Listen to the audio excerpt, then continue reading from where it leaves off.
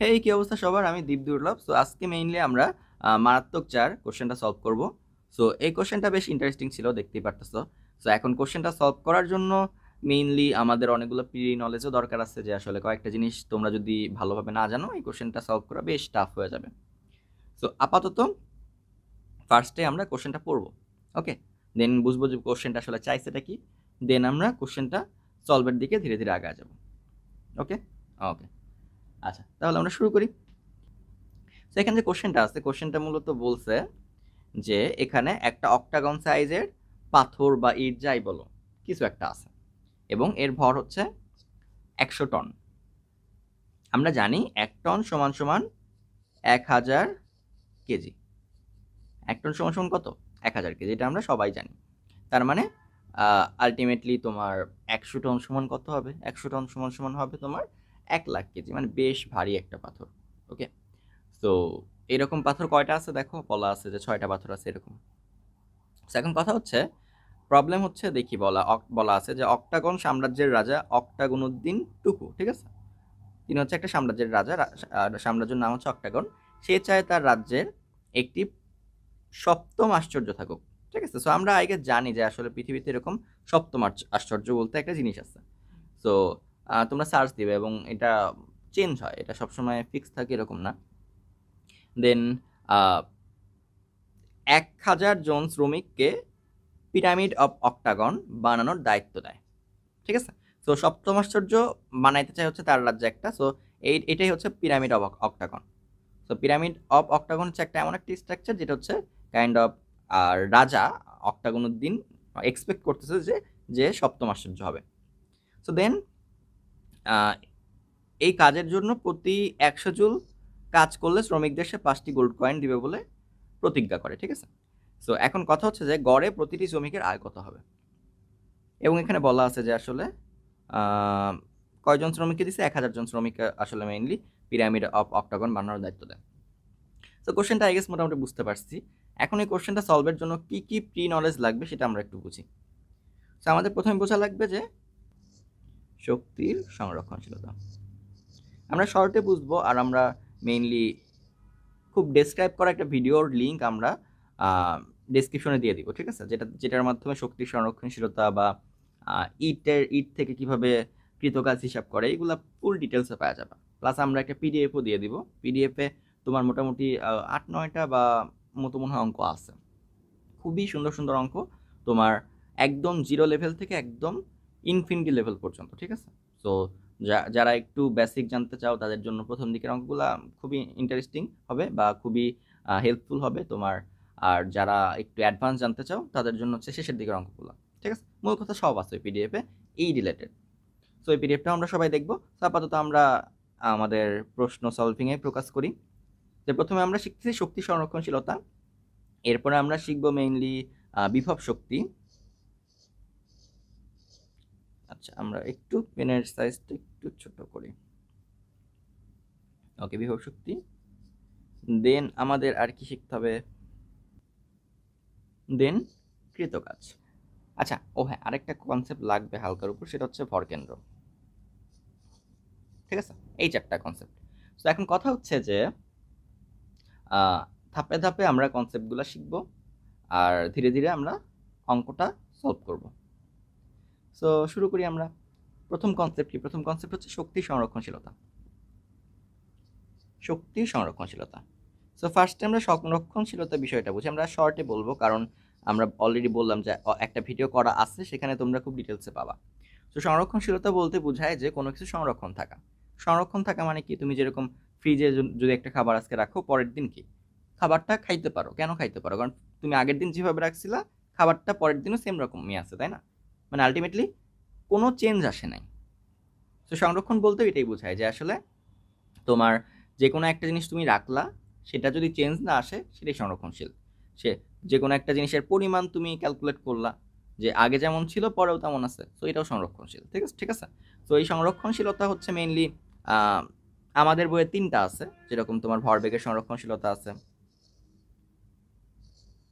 সংরক্ষণশীলতা, তারপর আছে হচ্ছে তোমার গতিশক্তির সংরক্ষণশীলতা, এই জায়গাটাতে আমরা গোলায় যাই, আমরা অনেকেই গোলায় যাই আসলে গতিশক্তি সংরক্ষণশীলতা আর শক্তি সংরক্ষণশীলতা এক না। শক্তি সংরক্ষণশীলতা, তো ভরবেগের সংরক্ষণশীলতা কি বলে? বাহ্যিক বল প্রয়োগ না করলে, বাহ্যিক বল নাই, সংঘর্ষের আগের ও পরের ভরবেগ সংরক্ষণশীল থাকবে। ঠিক আছে, তো এখানে অনেকগুলো পয়েন্ট আছে। একটা পয়েন্ট হচ্ছে যে বাহ্যিক বল প্রয়োগ করা যাবে না, এটা হচ্ছে কন্ডিশন। যদি বাহ্যিক বল প্রয়োগ না করা হয়, যদি কন্ডিশন খাটে, সেক্ষেত্রে সংঘর্ষের আগের ভরবেগ এবং পরের ভরবেগ সেম টু সেম থাকবে। ঠিক আছে, কথাটা কি বুঝতে পারছি? আচ্ছা, আই গেস আমরা কথাটা হালকা পাতলা বুঝতে পারছি। এখন জাস্ট এটা কিভাবে আসছে এটা একটু আমরা ভাবি। খুব ইজি একটা জিনিস। নিউটনের তোমার সেকেন্ড ল কি বলে বলো তো? নিউটনের সেকেন্ড ল কি বলে? নিউটনের সেকেন্ড ল বলে যে আসলে ভরবেগ পরিবর্তনের হার বলের সমানুপাতিক। ওকে, তার মানে কি, তোমার এফ যখন, তখন ভরবেগ, সাপোজ ভরবেগের পরিবর্তনের হার সাপোজ, বা ধরো যে এখানে থেকে কি আসে যে আসলে এফ সমানুপাতিক ভরবেগের পরিবর্তন। ঠিক আছে, নিচে একটা টি থাকে কিন্তু সমানুপাতিক ভাবে বললে এইভাবে বলা যায়। সো আলটিমেটলি এফ যদি 2 গুণ হয়, ডেল পিও কি 2 গুণ হবে। এফ যদি 3 গুণ হয়, ডেল পিও 3 গুণ হবে। এফ যদি 0 গুণ হয়, 0 গুণ মানে কত? 0 হয়, ডেল পিও কত হবে? 0 গুণ হবে, মানে কত হবে? 0। তাই না? তার মানে এখান থেকে কি বলা যায় না যে আসলে বল হচ্ছে ভরবেগ পরিবর্তনের রিজন? তাই না? বল হচ্ছে ভরবেগ পরিবর্তনের রিজন বা কারণ। ব্যাপারটা একদম মাথায় রাখতে হবে। বল হচ্ছে ভরবেগের পরিবর্তন, ডেল পি মানে ভরবেগের পরিবর্তন, তার রিজন। অর্থাৎ যদি বল থাকে ভরবেগের পরিবর্তন হবে, যদি বল না থাকে ভরবেগের পরিবর্তন হবে না। এবং তাইলে তুমি একটু নিজের বিবেকের কাছে কোশ্চেন করো যে আসলে যেহেতু আমাকে প্রথমে এই কন্ডিশনটা বলেই দিচ্ছে যে বাহ্যিক বল থাকা যাবে না, বাইরে থেকে কোনো বল আসবে না, তাহলে সংঘর্ষের আগে বা পরের ভরবেগ কি চেঞ্জ হবে? হবে না। কিভাবে চেঞ্জ হবে বলো? তুমি বল হচ্ছে মেইনলি ভরবেগ পরিবর্তনের রিজন, তুমি বলই দিচ্ছ না, তাহলে তো ভরবেগ পরিবর্তনের কোনো কারণই নাই, তাই না? আলটিমেটলি, বা আরো যদি এক্সাক্ট ভাবে বলি যে তুমি যেহেতু বল দিচ্ছ না, তার মানে তোমার সংঘর্ষ হোক বা না হোক, সংঘর্ষ একটা হোক বা দুইটা হোক, যে কয়টাই হোক, বা তোমার বন্যা হোক বা বৃষ্টি হোক, যাই হোক না কেন, তুমি যদি ইনশিওর করতে পারো বাইরে থেকে তুমি বল দিচ্ছ না, মানে ভরবেগ পরিবর্তনের যেটা রিজন সেটাই তুমি বাইরে থেকে দিচ্ছ না, তার মানে ভরবেগের পরিবর্তন হবে না।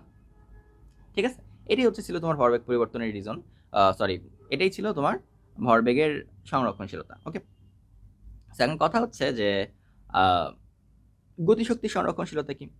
গতিশক্তি সংরক্ষণশীলতা বলে যে সংঘর্ষের স্থিতিস্থাপক সংঘর্ষের ক্ষেত্রে সংঘর্ষের আগের গতিশক্তি আর পরের গতিশক্তি সেম টু সেম থাকে। ওকে, তো খুবই ইজি ব্যাপার, আমরা এগুলো জানি, তাই না? কিন্তু এখানেও কিন্তু কথা আছে, একটা শর্ত থাকে। কি শর্ত? স্থিতিস্থাপক সংঘর্ষ। দেখো, প্রত্যেকটা সংরক্ষণশীলতায় কিন্তু একটা শর্ত থাকে, এটাতে থাকলো বাহ্যিক বল, এটাতে থাকলো কি স্থিতিস্থাপক সংঘর্ষ। কিন্তু শক্তির সংরক্ষণশীলতার ক্ষেত্রে তেমন কোনো শর্ত নাই। শক্তির সংরক্ষণশীলতা কি বলে? শক্তির সংরক্ষণশীলতা বলে খুবই বেসিক একটা ব্যাপার, মহাবিশ্বের সমগ্র শক্তি সংরক্ষণশীল।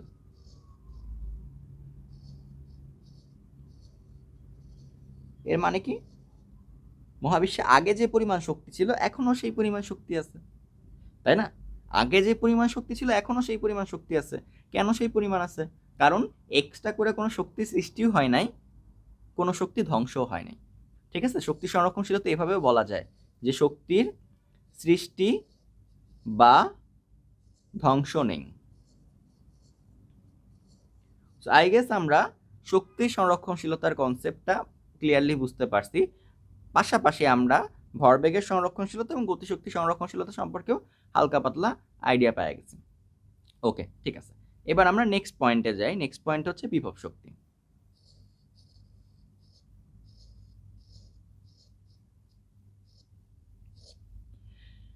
সো বিভব শক্তি কি? বিভব শক্তি এক প্রকার যান্ত্রিক শক্তি, আমরা জানি। এখন কথা হচ্ছে যে বিভব শক্তির সংজ্ঞায়নটা এরকম ভাবে আসে যে আসলে কোনো একটা বস্তু তার অবস্থানের কারণে মেইনলি যে শক্তিটা লাভ করে সেটাই বিভব শক্তি।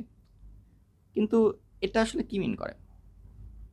বাস্তবে বিভব শক্তি বলতে বোঝায় যে যখন কোনো একটা বস্তুর উপর সাপোজ অনবরত একটা বল প্রয়োগ হচ্ছে, অনবরত একটা বল প্রয়োগ হচ্ছে, সাপোজ mg পরিমাণ বল প্রয়োগ হচ্ছে, এবং মানে কি পৃথিবী ওকে টানতেছে, তাই না? পৃথিবী ওকে টানতেছে, কিন্তু তুমি বস্তুটাকে ধরে রাখছো। তুমি ধরো বস্তুটাকে ধরে রাখছো, ব্যাপারটা বোঝো। পৃথিবী অনবরত একটা বস্তুকে টানতেছে, কিন্তু তুমি বস্তুটাকে তার বলের বিরুদ্ধে ধরে রাখছো। তুমি বলটাকে ছেড়ে দিলেই কিন্তু পৃথিবী টানা তার কাছে নিয়ে যাবে, কিন্তু তুমি বস্তুটাকে ধরে রাখছো। তো যখনই এমন হয় কোনো একটা বলের বিরুদ্ধে কোনো একটা বস্তুকে ধরে রাখা হয়, তখন তার মধ্যে যে শক্তিটা সঞ্চিত হয় সেটাই হচ্ছে বিভব শক্তি। সেটাই কি? বিভব শক্তি। তো সিমিলার কেস আসতে পারে তোমার স্প্রিং এর ক্ষেত্রে। এই ধর একটা স্প্রিং, তো স্প্রিংটাকে তুমি টান দিয়ে ধরে রাখলা। টান দিয়ে তুমি ধরে রাখলে কি হবে? একটা স্প্রিং বল কাজ করবে, যেহেতু সাম্যাবস্থা নাই। সাম্যাবস্থা তো এটা, সাম্যাবস্থায় কোনো বল কাজ করে না, কিন্তু যখনই সাম্যাবস্থা থেকে দূরে চলে যায় তখনই কিন্তু একটা স্প্রিং বল কাজ করে। তার মানে তুমি স্প্রিং বলের বিরুদ্ধে বস্তুটাকে ধরে রাখতেছো। তার মানে কি আলটিমেটলি এখানেও কিন্তু একটা কি তৈরি হবে? বিভব শক্তি তৈরি হবে, যেটাকে বলা হবে স্প্রিং এর বিভব শক্তি, তাই না? সেম ভাবে তোমার হইতে পারে কি, তুমি একটা স্থিতিস্থাপক তারকে টান দিয়ে ধরে রাখলাম, টান দিয়ে তুমি ধরে রাখলাম। তো এখন দেখো, তুমি যেহেতু স্থিতিস্থাপক তারকে টান দিয়ে লম্বা করছো, তার মানে উপর দিকে একটা পীড়ন বল থাকবে, তাই না? সো এই বলের বিরুদ্ধে তুমি যেহেতু ধরে রাখছো, তার মানে এখানে একটা বিভব শক্তি তৈরি হবে। সিমিলার ভাবে আরো সুন্দর যদি একটা এক্সাম্পল চাও, সাপোজ সাপোজ এটা তুমি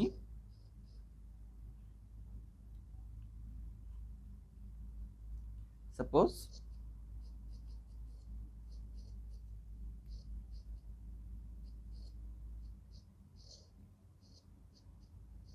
তো এটা তুমি আর তোমার ফ্রেন্ড তোমাকে ধরে টানতেছে,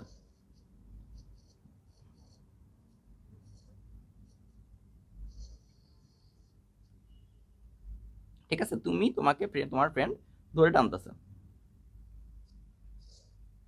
যে এইদিকে আয়, ঠিক আছে? তো এখন কি হবে ঘটনাটা তুমি দেখো, তুমি কিন্তু এই সাইডে ঝুলে আসো যে না আমি যাব না, ঠিক আছে? সাপোজ ধরো যে তোমার ফ্রেন্ড না, ধরলে আরেকটা এক্সাম্পল ভাবো, যে ধরো যে সন্ধ্যা হয়ে গেছে, তুমি বাচ্চা গেলে তুমি মাঠে খেলতে গেছো, ঠিক আছে? এখন তোমার মা আসছে বা তোমার বাবা আসছে, যে সন্ধ্যা হয়ে গেছে এখনো বাসায় কেন ফেরে না। সো দেন হচ্ছে তোমাকে ধরে টানতেছে যে বাসায় চল, আর তুমি হচ্ছে উল্টা দিকে খেলা পড়তেছো, না আমি বাসায় যাব না, আমি আরো খেলবো, ঠিক আছে? সো এই ক্ষেত্রে ঘটনাটা কি করতেছে বলো? এই ক্ষেত্রে ঘটনাটা করতেছে যে তুমি অনবরত এই পিছন দিকে বল প্রয়োগ করতেছো বাসায় না যাওয়ার জন্য, ঠিক আছে?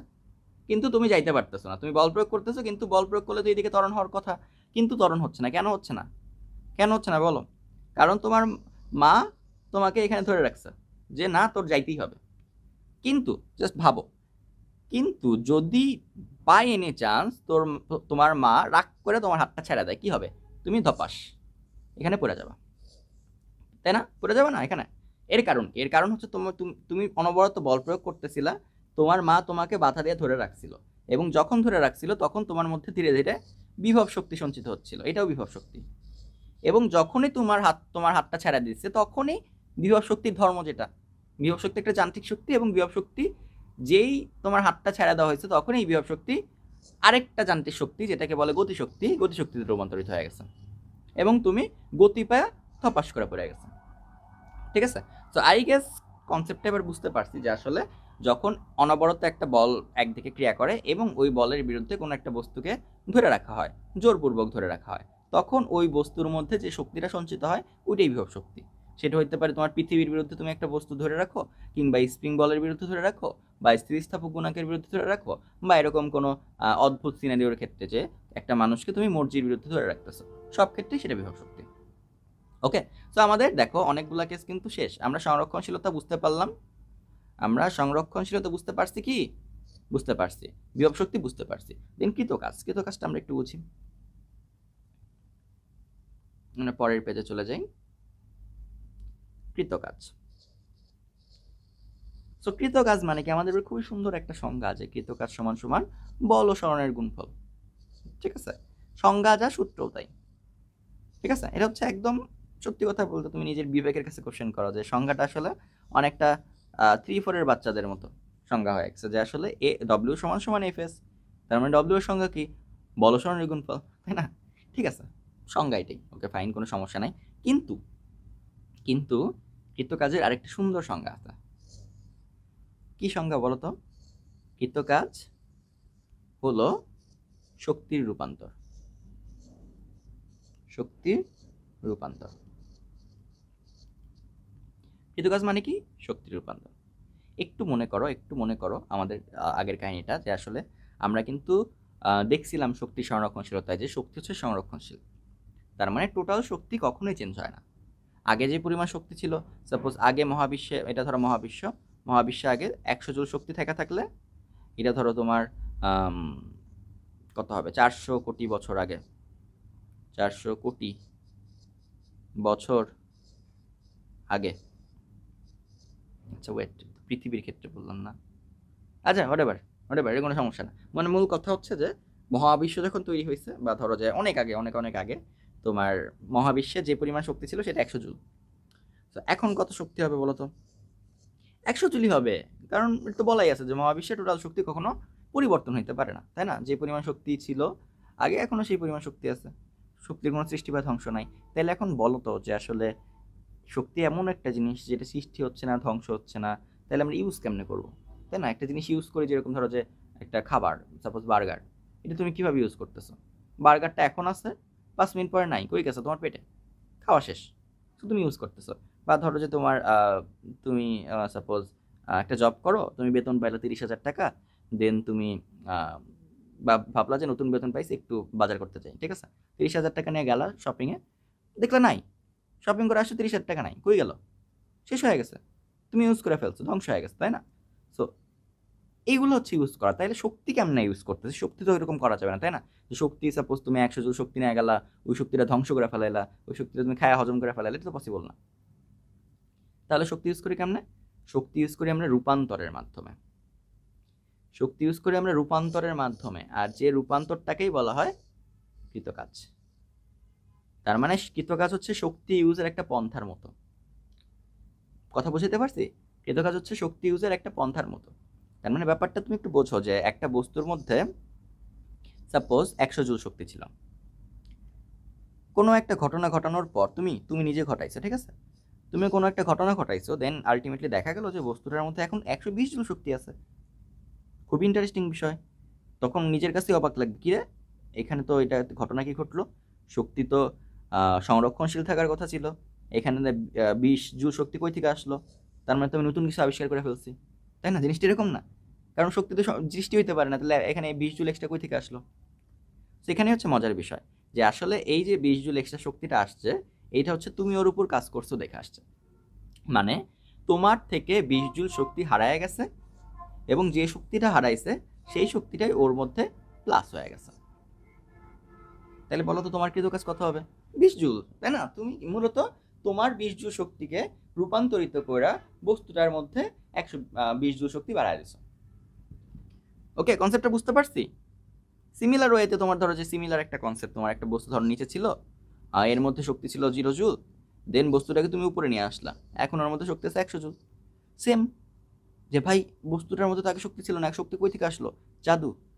জাদু না, তাই না? জাদু তো না, এটা কি কি তাইলে বলো তো? এটা এটা হচ্ছে হাত ছাপাই, যে আসলে তোমার হাতে ছিল এই শক্তিটা, 100 জুল শক্তিটা তোমার হাতে ছিল, তোমার পেশিতে ছিল, তুমি যখন বস্তুটা তুলছো, তখন তোমার পেশি শক্তি ওর মধ্যে যান্ত্রিক শক্তি আকারে বা বিভব শক্তি আকারে জমা হয়ে গেছে। পেশি শক্তি এখানে কি বিভব শক্তি আকারে রূপান্তরিত হয়ে গেছে, তাই না?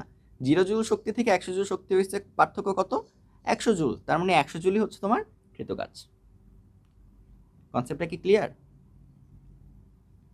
আই গেস আমরা কনসেপ্টটা ক্লিয়ার। ওকে, দেন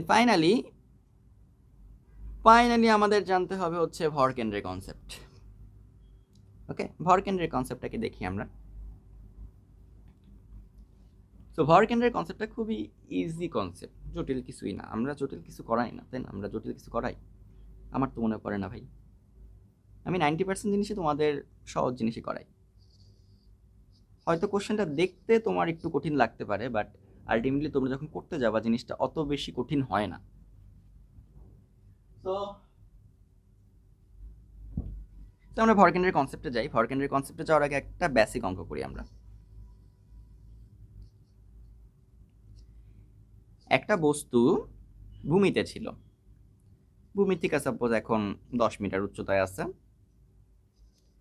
আমরা অঙ্কের সুবিধার্থে জি এর মান 10 ধরলাম, আর অঙ্কের সুবিধার্থে এম এর মানও 10 ধরলাম। ঠিক আছে, কথা কি বুঝেছি আমরা? যে দুইটাই অঙ্কের সুবিধার্থে। অঙ্কের সুবিধার্থে জি এর মান 9.8 না, আমরা ধরছি 10। এম এর মানও আমরা ধরছি 10, এইচ এর মান আমরা ধরছি 10। এখন বললো যে উপরের ওই পয়েন্টেই বিভব শক্তি কত। তো সোজা হিসাব, এম জি এইচ বাচ্চা কাচ্চা সবাই পারি আমরা। এম এর মান 10, জি এর মান 10, এইচ এর মান 10, কোনো গ্যাঞ্জাম নাই। কিন্তু যদি আমরা বলি যে আসলে একই বস্তু সেম উচ্চতায় আছে, জি এর মান সেম, এম এর মানও সেম, কিন্তু এই বস্তুটা একটা ইট যার প্রস্থ বা উচ্চতা 2 মিটার। সো এখন কি হবে? বলো? আমরা সেম ভাবে করতে পারি যে P is equal to M G h is equal to 10 into 10 into 10। What does it mean? এর মানে বোঝায় যে 10 মিটার উচ্চতায় 10 কেজি ভর সম্পূর্ণভাবে পুঞ্জীভূত আছে। কথাটা বুঝো? 10 মিটার উচ্চতায় যখন সম্পূর্ণ ভর পুঞ্জীভূত থাকে, তার মধ্যে বিভব শক্তি থাকে 10 ইন্টু 10 ইন্টু 10, যেটাকে 1000 বলা হয়।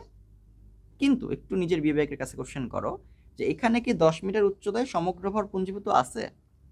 নাই। এখানে কিন্তু 10 মিটার উচ্চতায়ও ভর আছে, 11 মিটারেও ভর আছে, 12 মিটারেও ভর আছে।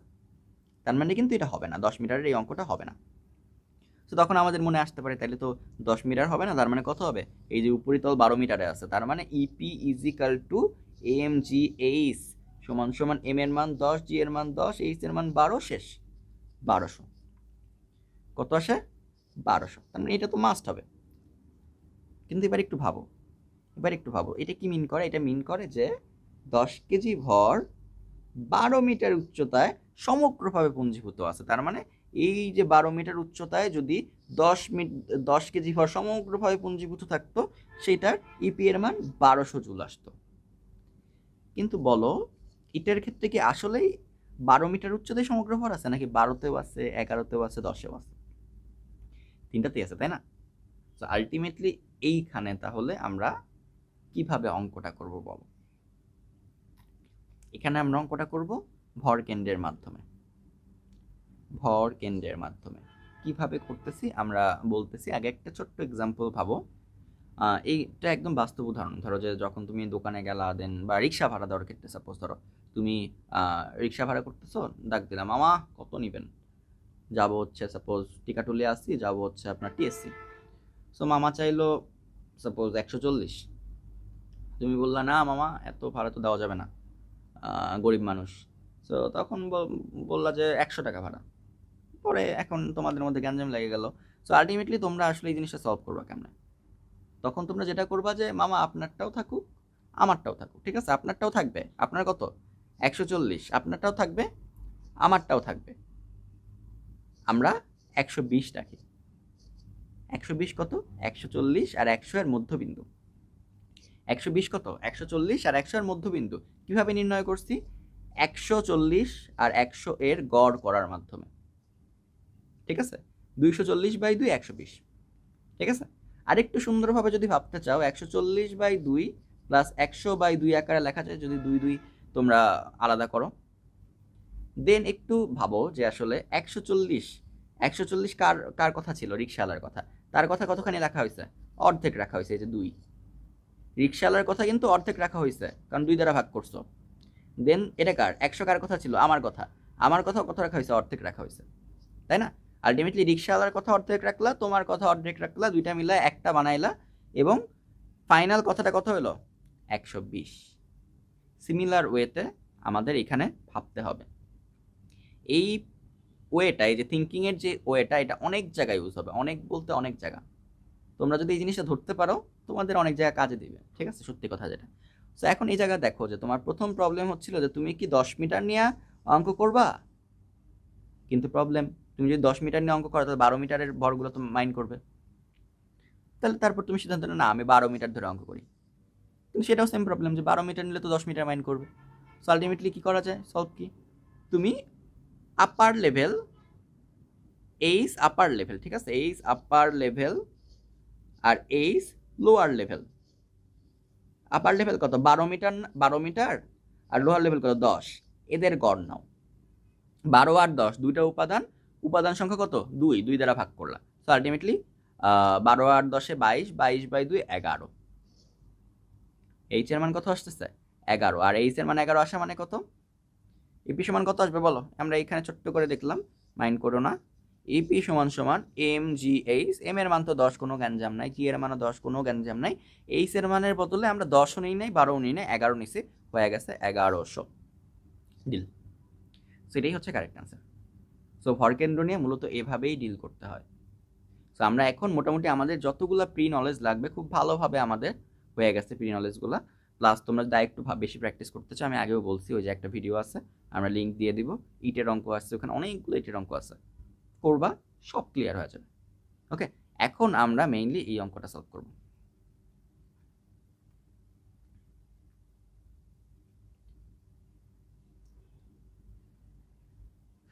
সো এই অঙ্ক সলভ করার জন্য এখন দেখো, ধরো অক্টাগনগুলা, যতগুলো অক্টাগন ছিল, এটা একটা অক্টাগন, সাপোজ আমরা বৃত্তাকারে লিখলাম, কারণ অক্টাগন আঁকতে গেলে আমার জান বের হয়ে যাবে, বুঝছো। সেরকম ধরো 6টা অক্টাগন আছে, এরকম 6টা অক্টাগন আছে। তো তুমি যেটা করলা, প্রথমে যেটা করবা, প্রথমে যে একটা অক্টাগনটা আছে, সাপোজ এটা একটা অক্টাগন, তো এই অক্টাগনের তুমি প্রথমে যখন শোয়ানো অবস্থায় আছে তখন এর মধ্যে বিভব শক্তিটা বের করলাম। কনসেপ্টটা আমরা বুঝি, যখন শোয়ানো অবস্থায় আছে তখন এর মধ্যে বিভব শক্তিটা বের করলাম। একটু জুম করি, দেখো আমরা জানতাম আমাদের দেওয়া আছে যে অক্টাগনের প্রস্থ কত, এই দেখো অক্টাগনের প্রস্থ কত 2 মিটার। তো শোয়ানো অবস্থায় তাহলে কি হবে ঘটনাটা, যে সে আসলে 2 মিটার উচ্চতায় আছে শোয়ানো অবস্থায়। তো এখন দেখো তুমি যদি ইপি বের করতে চাও, ইপি সমান সমান এম জি এইচ, এম এর মান 100 টন, মানে 100,000, জি এর মান আমরা 10ই ধরলাম, এইচ এর মান কত হবে বলো তো, এইচ এর মান কি 2 হবে, উপরের তল তো 2 মিটার উচ্চতায় আছে, কিন্তু নিচের তল তো আবার 0-তে আছে, গ্যাঞ্জাম হয়ে গেল। উপরের তল 2 মিটার উচ্চতায়, নিচের তল 0-তে, তার মানে 2 আর 0 গড় করলে কত আসবে, 2 + 0/2, 2/2 মানে 1, আলটিমেটলি 0, যেটা হচ্ছে 10⁶। ঠিক আছে, তার মানে শোয়ানো অবস্থায় অক্টাগনের ইপি সমান সমান 10⁶। একটা অক্টাগনের ইপি, আবার ক্লিয়ার করতেছি, একটা অক্টাগনের ইপি। এখন অক্টাগন কয়টা আছে, গুনতে তো পারি সবাই নাকি, 1 2 3 4 5 6 7 8, ও না 7 8 না, 1 2 3 4, 1 2 3 4 5 6, 6টা আছে, কষ্ট হয়ে গেছে গুনতে। আচ্ছা ঠিক আছে, সো আমরা একটাতে যদি 10⁶ পরিমাণ শক্তি থাকে, 6টাতে কত থাকবে 5 × 10⁶, না 6 × 10⁶, সবাই জানি ভাই, এটা নতুন কিছু না। সো তাইলে আমরা পেয়ে গেলাম EP nought is equal to 6 × EP সমান সমান 6 × 10⁶। এটা কি মিন করতেছে, একটু ফোকাস করো, এটা কি মিন করতেছে, আদিতে পিরামিড তৈরির আগে, আদিতে টোটাল কেমনে লিখবো, বাংলায় নাকি ইংলিশে, আচ্ছা ইংলিশে লিখলাম, টোটাল বিভব শক্তি সমান সমান 6 × 10⁶। ওকে, আচ্ছা এবার আমরা একটু আমাদের কনসেপ্টটা বুঝি, যে আসলে আমরা কোন কনসেপ্টটা আগাইতে চাচ্ছি, আমাদের ভিত্তিটা কি।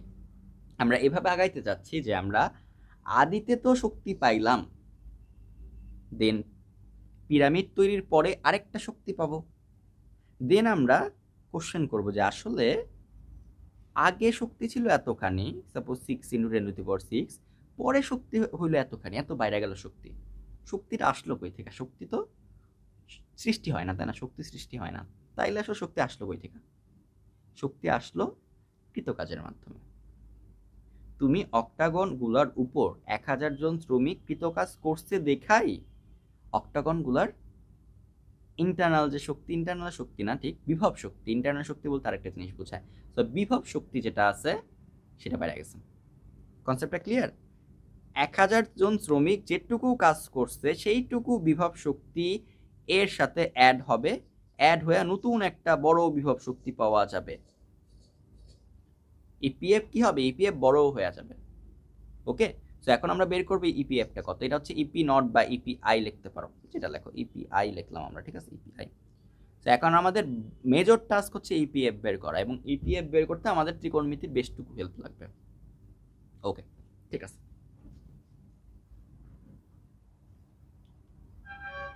তো এখন আমরা অক্টাগনটা আঁকি।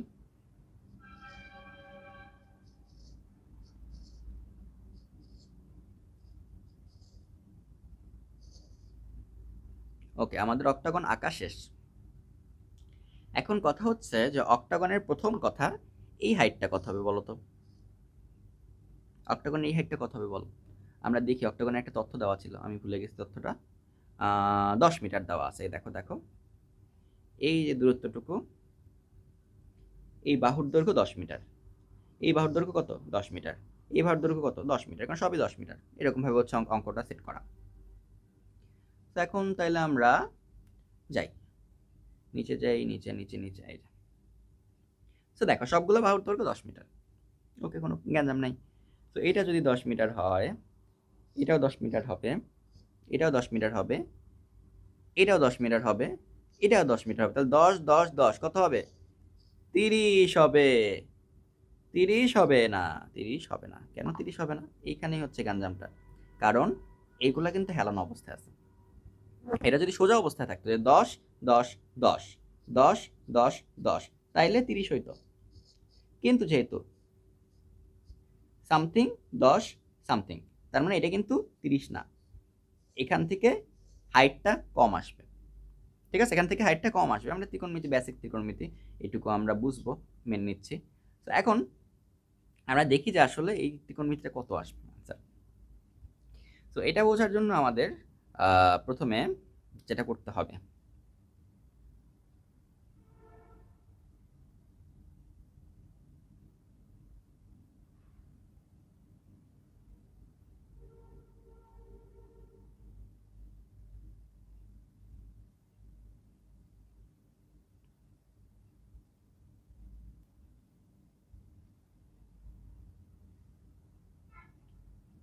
আচ্ছা, এই জিনিসটা আমরা অনেক অনেক অনেকভাবে সলভ করতে পারি। আমরা একটা ইজিয়ার ওয়ে বা ট্রিকি ওয়েতে একটা সলভ করলাম। ধরো যে আমরা এখান থেকে এরকম কয়েকটা রেখা টানলাম। ওকে, রেখা টানায় কি সুবিধা হলো? রেখা টানায় যে সুবিধা হলো, দেখো রেখা টানার কারণে দেখো এটা যেহেতু সুষম, তার মানে কিন্তু আমরা বলতে পারতেছি যে এই বাহু তো 10, এই বাহু 10, কারণ এই যে এরা সবাই 10, আবার এটাও 10, এটাও 10, এরা সবাই 10।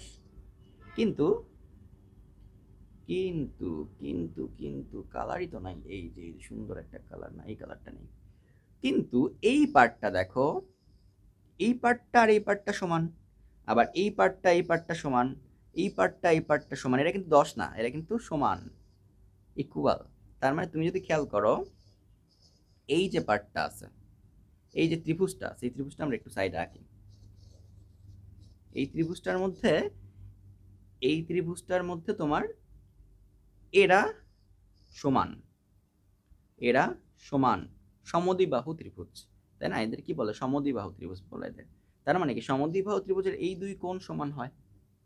আবার ইন্টারেস্টিং বিষয়, এটা তো ভাই 90, সো এটা 90, কারণ এটা যদি 90 হয়, তার মানে এই দুইটা, এটা ধরলাম আলফা কোণ, এটা বিটা কোণ, সো আলফা প্লাস বিটাও হবে 90, তাই না? একটা 90 চলে গেছে, টোটাল কত? 180। 180 থেকে একটা 90 চলে গেলে থাকে 90, সেই 90 হবে হচ্ছে এই দুই কোণ মিলায়, তার মানে আলফা প্লাস বিটা সমান সমান 90। কিন্তু ইন্টারেস্টিং বিষয় আবার কি, সমদ্বিবাহু হওয়ার কারণে দুইটাই আলফা, দুইটা কোণ সমান, হাহা, সো মিলে গেছে। 2 আলফা সমান সমান 45, তার মানে আলফা সমান সমান কত ডিগ্রি? 45 ডিগ্রি। আলফা সমান সমান 45 ডিগ্রি। সো খুবই ইজি একটা ব্যাপার, এটাও 45 ডিগ্রি, এটাও 45 ডিগ্রি, ঠিক আছে? এই জায়গাটা দেখো ফোকাস করা, এই জায়গাটাতে ফোকাস করো, এটা কত ডিগ্রি? 45 ডিগ্রি। তার মানে এখন যদি আমি এই হাইটটা বের করতে চাই, এটা তো 10 বাহু, এই যে এই বাহুটার কথা বলছি, এই বাহুটা আর এই বাহুটা সেম বাহু, সেটা কত বাহু? 10 বাহু। মধ্যবর্তী কোণ কত? 45। আমার লাগবে কত? উলম্ব দৈর্ঘ্য বা উচ্চতা। উলম্বর সাথে রিলেটেড ত্রিকোণমিতিক অনুপাত কোনটা? সাইন। সো আলটিমেটলি আমরা জানি সাইন থিটা সমান সমান এইচ বাই আর, এইচ সমান সমান আর সাইন থিটা, আর সমান সমান 10, সাইন 45 সমান সমান 10 ইন্টু 1/√2 সমান সমান 5√2। অঙ্ক অর্ধেক শেষ। অঙ্ক কি? অর্ধেক শেষ। ওকে, এখন এখন এখন এখন অর্ধেক শেষ কিন্তু অনেক বাকি, অর্ধেক শেষ কিন্তু অনেক বাকি। কি কি বাকি দেখি। তো এখন আমাদের যেটা করতে হবে যে ভর কেন্দ্র বের করতে হবে। আমরা ভর কেন্দ্র বের করব, তার আগে একটু সুন্দর সুন্দর ক্যালকুলেশন করি। এই দৈর্ঘ্য তাহলে কত হবে? 5√2। এই দৈর্ঘ্য কত হবে? পুরাটুকু তো 10, তো এটা 5। এই দৈর্ঘ্য কত হবে? 5। এই দৈর্ঘ্য কত হবে? 5√2। ঠিক আছে, আমরা কিন্তু সুন্দরভাবে ভেঙে ফেলছি জিনিসটাকে সুন্দরভাবে আমরা ভেঙে ফেলছি। এইটুকু 5√2, এটুকু 5, এটুকু 5, এটুকু 5√2। ওকে, ব্যাপারটা ক্লিয়ার? ওকে, আশা করি আমরা ব্যাপারটা ক্লিয়ার। এখন আমরা যেটা করব, দেখো আমাদের বেশ লেন্দি একটা ক্লাস হয়ে যাচ্ছে। যাই হোক, সুন্দর কিছু শিখতে হবে, অনেকগুলো টপিক তো, একটু ভালো জিনিস শিখতে হলে একটু টাইম দিতে হবে। আর এটা এই একটা ক্লাসের মাধ্যমে তোমরা অনেক কিছু শিখতে পারতেছো। আমরা একদম যে প্রি নলেজগুলো রাখবে সেগুলোর একটা রিক্যাপ দিয়ে দিচ্ছি। সো একটু লেন্দি হবে, একটু কনসিডার করতে হবে ভাই, কিছু করার নাই। তো আমরা আমরা আমরা এখন যেটা করব, এখন আমরা দেখব যে এরা তিনজন সেম উচ্চতায় আছে, এরা দুইজন সেম উচ্চতায় আছে, এরা একজন সেম উচ্চতায় আছে। তার মানে এদের একটা বিভব শক্তি ক্যালকুলেট করতে হবে, এদের একটা বিভব শক্তি ক্যালকুলেট করতে হবে, এদেরও বিভব শক্তি ক্যালকুলেট করতে হবে। আমরা যে কোনো একটার ক্যালকুলেট করব 3 দ্বারা গুণ করব, যে কোনো একটা ক্যালকুলেট করব 2 দ্বারা গুণ করব, যে কোনো একটাই আছে ক্যালকুলেট করব আর 1 দ্বারা গুণ করব। 3 স্টেপে আমরা 6টার ফাইনাল বিভব শক্তি পাওয়া যাব। ব্যাপারটা ক্লিয়ার? আশা করি আমরা ব্যাপারটা ক্লিয়ার।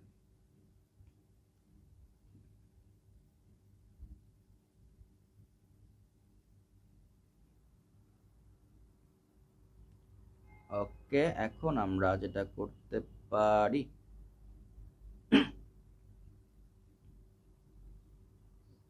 তো প্রথমে নিচের যে স্টেপটা আছে, নিচের যে অঙ্কগুলো আছে সেটার বিভব শক্তি আমরা ক্যালকুলেট করি। অঙ্ক এই যে পাইছিলাম,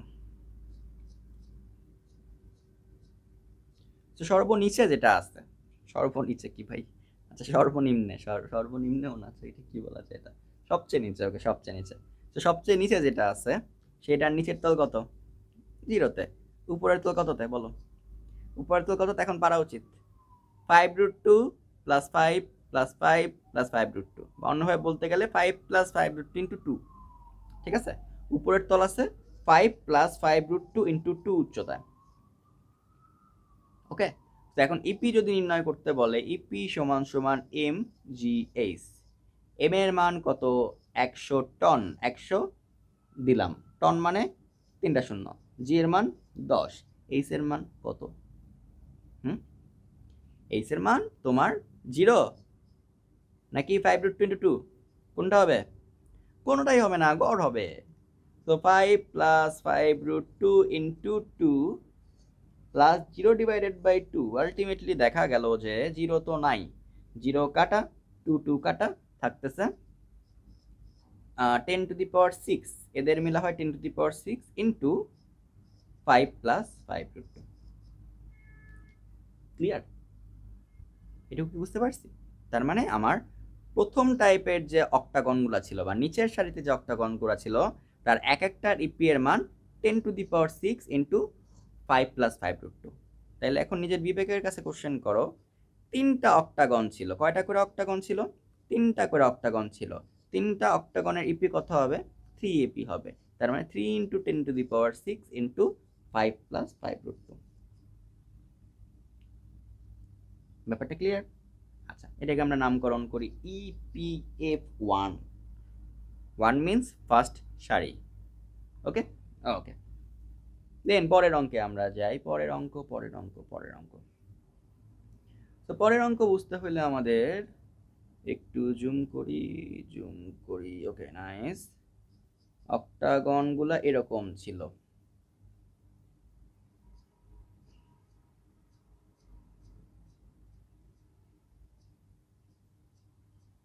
এরকম ভাবে ছিল। তো দ্বিতীয় সারিতে হচ্ছে এরকম, নিচে দুইটা অক্টাগন আছে, দেন ওখানে হচ্ছে সারিটা। তো এখন বলো, উপরে আমার তো ডিল করতে হবে এই যে অক্টাগনটা নিয়ে। সো আমরা সেম ভাবে সূত্র ফেলাবো যে আসলে কি সূত্র হচ্ছে EP is equal to M G H. M কি? এম অক্টাগনের ভর। ভর কত? 100 টন। জি এর মান 10 into H 10⁶ into H. H নেই গাঞ্জাম, কারণ এইচ হইতে পারে এই যে নিচের তলের উচ্চতা, তাই না? আবার হইতে পারে কি উপরের তলের উচ্চতা। তো নিচের তলের উচ্চতার ক্ষেত্রে আমরা একটা জিনিস দেখছিলাম, দেখো যে আসলে আমরা কিভাবে চারটা ভাগে ভাগ করছিলাম। এরকম চারটা ভাগে ভাগ করছিলাম একটা অক্টাগনকে। এই যে দেখো, আমরা দেখে আসি। এই যে নিচের এইটুকু 5√2, তারপরে 5, তারপরে 5, তারপরে 5√2। এখানে আমার চারটা ভাগ আছে। নিচেরটুকু 5√2, তারপরে 5, 5। ওকে, তার মানে দেখো এখানেই কিন্তু আমাদের কাহিনী শেষ। নিচের তল কততে তাহলে থাকে দেখো তো? নিচের তলটা আছে 5√2 প্লাস 5 প্লাস 5 মানে 10 এ। নিচের তল আছে 5√2 প্লাস 5 প্লাস 5 10 এ। আর উপর তল কততে আছে বলো তো? উপর তল আছে এরপরে আবার 5√2, দেন 5 প্লাস 5 প্লাস 5√2। ঠিক আছে, মূল কথা নিচের তলের সাথে একটা এক্সট্রা অক্টাগনের হাইট যোগ করে তুমি পাচ্ছ উপরের তল, তাই না? একটা সম্পূর্ণ অক্টাগনের হাইট কত ছিল দেখো? 5 প্লাস 5√2 ইন্টু 2।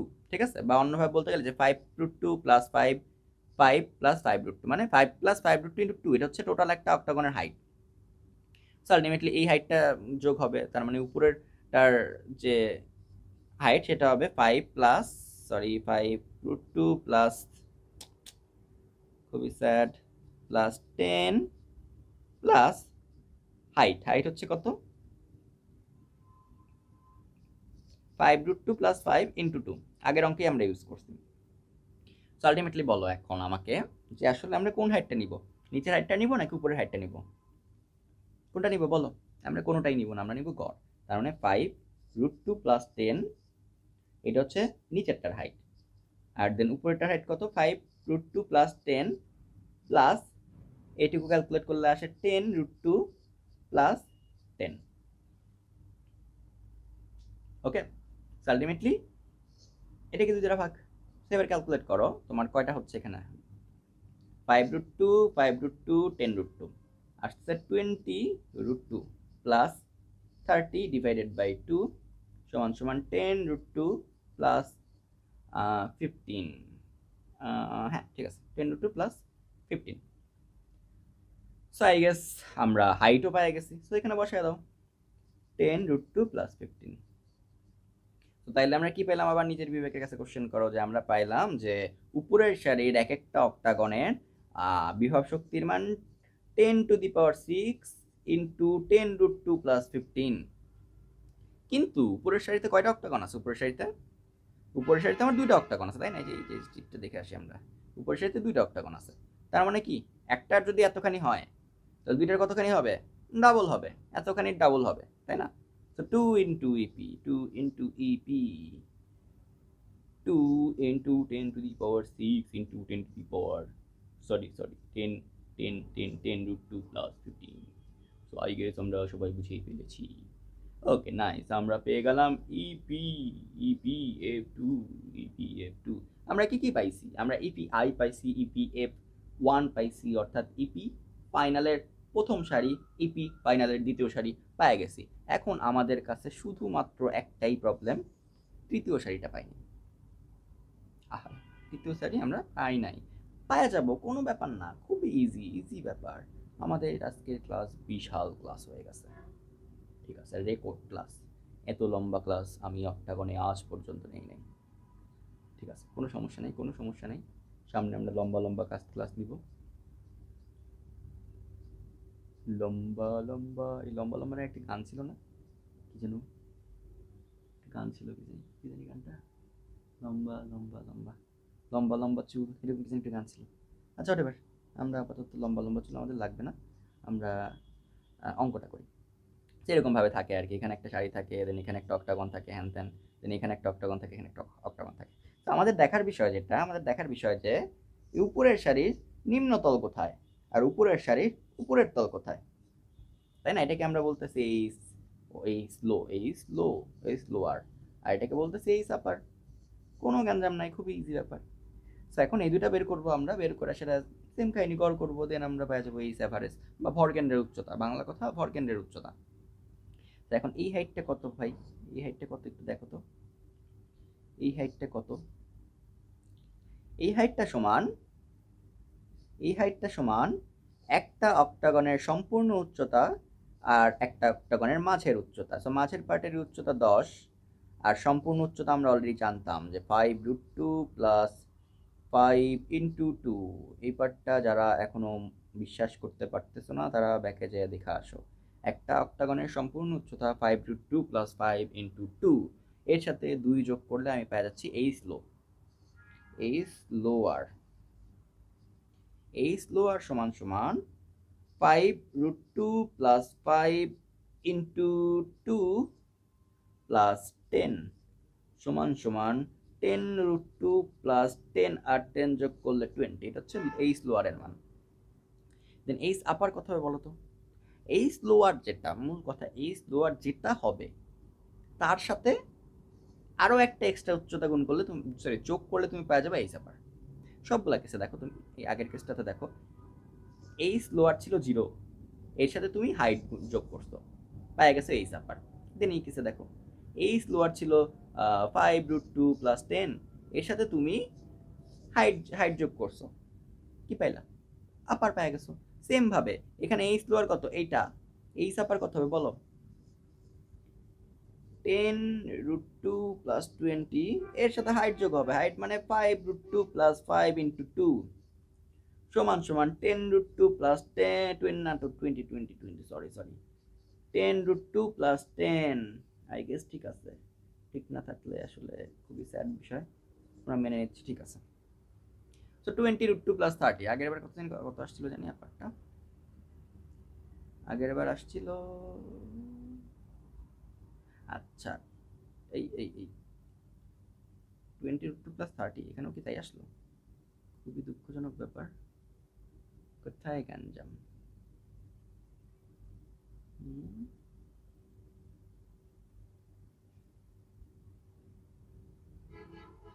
কোথাও একটা গ্যাঞ্জাম লাগতেছে।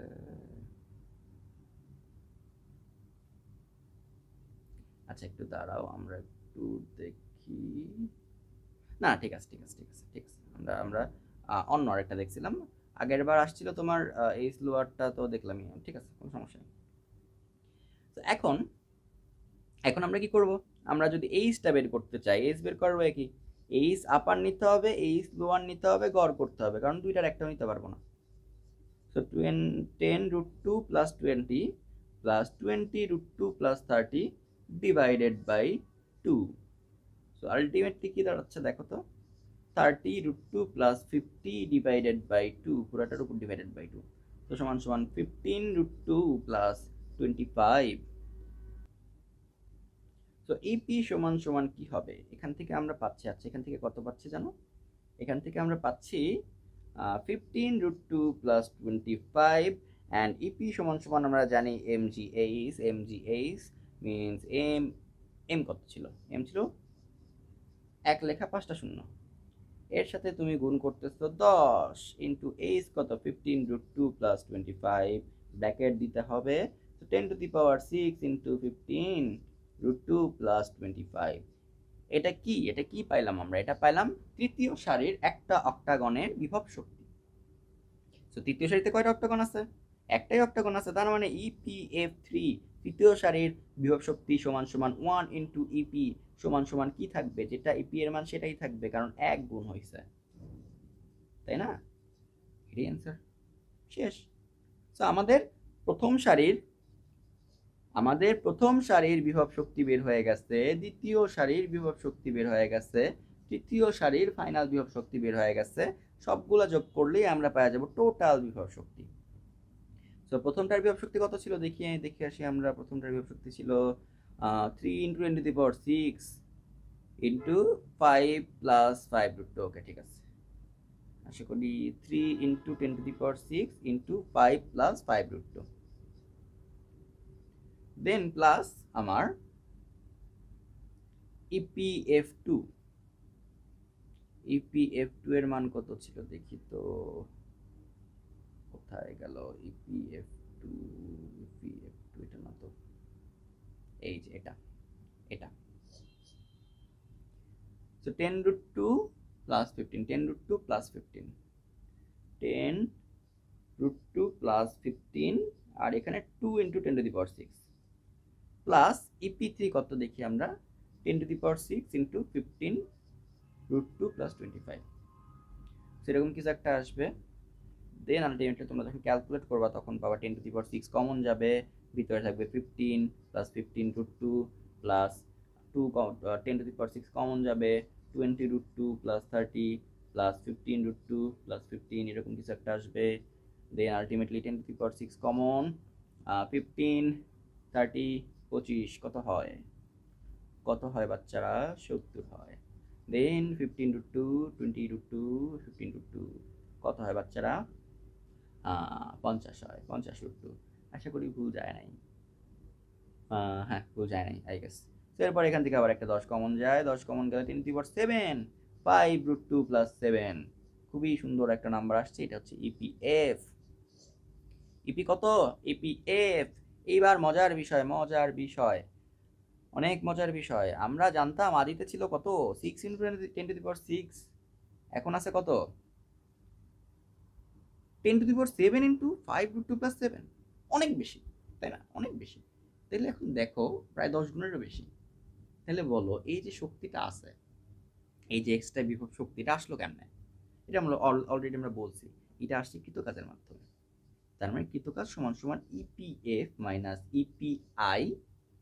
EPF এর মান 10⁻7 5√2 প্লাস 7 মাইনাস EPI 6 ইন্টু 10⁻6। ওকে, সো এখন এটার ক্যালকুলেশন হাতে করব। আচ্ছা করি। 10⁻6 এখান থেকে কমন যায়, 10 গুণ হয়ে গেলে এখান থেকে 50√2 প্লাস 70 মাইনাস 6 সমান সমান কত আসবে? 10⁻6 ভিতরে 50√2 দেন প্লাস 64। তো এরকম কৃতকাজ আসার কথা, কৃতকাজটা। তো এখন দেখি আমাদের কৃতকাজ নির্ণয় তো হয়ে গেছে, এরপর কি বলছে দেখো।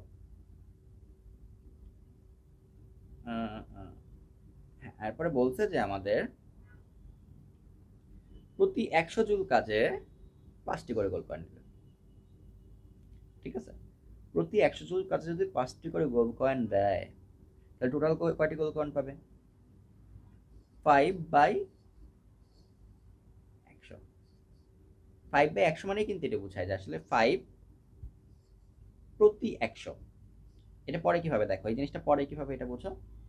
5 বাই মানে প্রতি, কাইন্ড অফ প্রতি 100, তার মানে 5টি গোল কয়েন প্রতি 100 কাজে। ঠিক আছে, এটা উইকিং নেমের মাধ্যমে ডাইরেক্ট করা যায়, কোনো ব্যাপার না। দেন আলটিমেটলি কয়জন শ্রমিক পাচ্ছে? 1000 জন শ্রমিক। তার মানে তুমি যদি গড় করতে চাও সেই ক্ষেত্রে টোটাল যে কয়টা গোল্ড কয়েন আছে সেটাকে তুমি যদি 1000 জনের মধ্যে ডিস্ট্রিবিউট করে দাও, ভাগ করে দাও 1000 দ্বারা, তাহলে তুমি অ্যান্সারটা পেয়ে যাবে। তো আমরা দেখি, আমরা নিচে চলে যাই। উইকিং নিয়মের কনসেপ্টে কি? 100 কৃত কাজের জন্য গোল্ড কয়েন দেয় 5টা, একটি কৃতকাজের জন্য 5/100, অর্থাৎ এত কৃতকাজের ডেল ডাব্লিউ কৃতকাজের জন্য পাবে 5 ডেল ডাব্লিউ ডিভাইডেড বাই 100, তার মানে 10⁻6 টা কি হয়ে যাবে, কাটাকাটি চলে যাবে, 10⁻4 হয়ে যাবে, ইন্টু 5/√2 প্লাস 64। ঠিক আছে, এখন এখানেই তো শেষ না, শেষ তো আরও স্টেপ আছে, আরেক পেজে যাইতে হবে। হ্যাঁ, আরও স্টেপ আছে। এটা হচ্ছে টোটাল গোল্ড কয়েনের সংখ্যা, যে গোল্ড কয়েন টোটাল দিছে এতগুলা, কিন্তু আমার তো টোটাল লাগবে না, আমার লাগবে আসলে প্রত্যেকজন শ্রমিক কত পাবে। শ্রমিক কয়জন? 1000 জন। 1000 জন পাচ্ছে এত, 1000 জন পাচ্ছে 10⁻4 ইন্টু 5/√2 প্লাস 64। তার মানে এক একজন কত পাচ্ছে? এক একজন পাচ্ছে 1000 দ্বারা ভাগ, তার মানে 50 5√2 প্লাস 64 টি।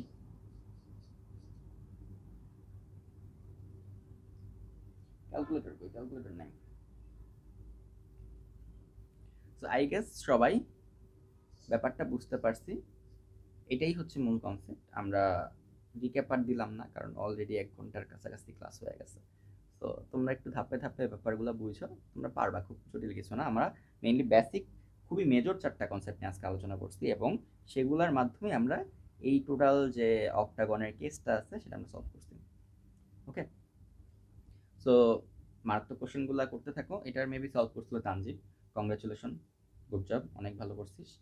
আর নেক্সটে যারা আসো, যারা গ্রুপে আসো, তারা পরের মারাত্মক কোশ্চেনগুলো সলভ করো। আমরা নেক্সট মারাত্মক কোশ্চেন যেটা ফিজিক্সের, এটাও কিন্তু অনেক ইন্টারেস্টিং, চলতরিৎ থেকে আসছে, খুব সুন্দর একটা কনসেপ্ট থেকে আসছে। ঠিক আছে, সবাই ট্রাই করবা। আর বেস্ট